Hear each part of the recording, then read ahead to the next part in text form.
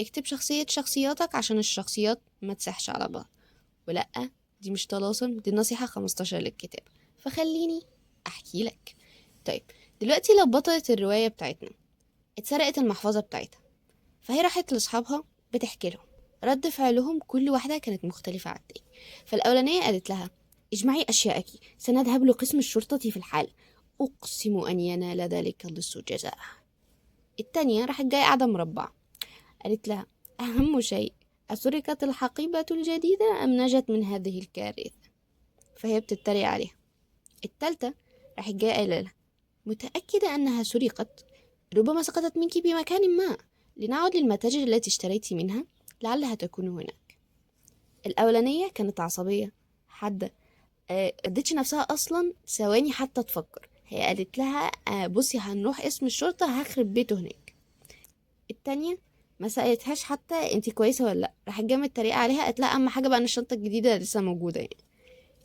التالتة كانت هادية منطقية، قالت لها بكل هدوء: بصي، هي ممكن تكون اصلا ما اتسرقتش، تعالي نرجع المحلات اللي انت جبتي منها الحاجه، ممكن تكوني نسيتيها هناك، يعني مش شرط ان هي تكون اتسرقت ولا اي حاجه.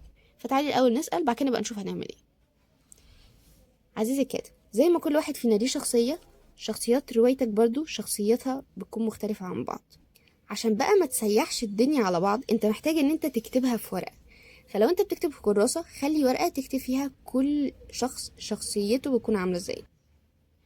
دلوقتي لو انت بتكتب اي موقف تاني، تفرض مثلا ان تاني واحدة هيبقى برضو ردها ساخر، ايا كان بقى هو ايه، قمت انت جيت في الموقف ده خليتها قاعدة بتعيط، القارئ بتاعك هيحس ان في حاجة غير منطقية، مش ده في رد الفعل المتوقع.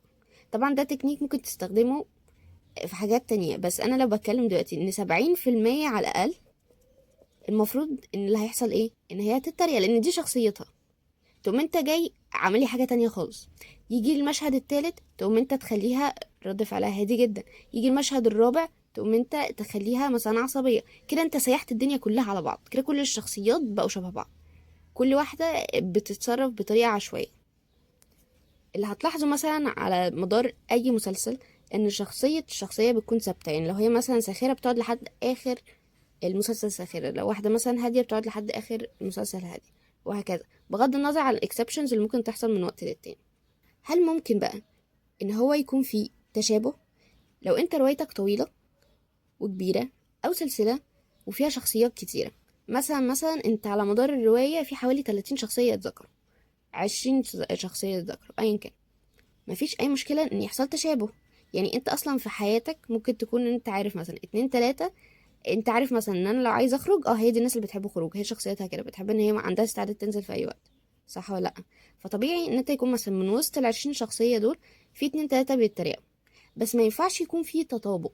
يعني ما ينفعش مثلا يبقى هما، لو انا عندي مثلا، انا دلوقتي عشان اعمل شخصيه المفروض ان انا عاده هختار تلات حاجات. فهو رقم واحد مثلا ان هو بيكون ساخر، تاني واحد ممكن اقول مثلا ان رغم ان هو بيكون ساخر الا ان هو مثلا تفكيره بيكون منطقي الى حد ما.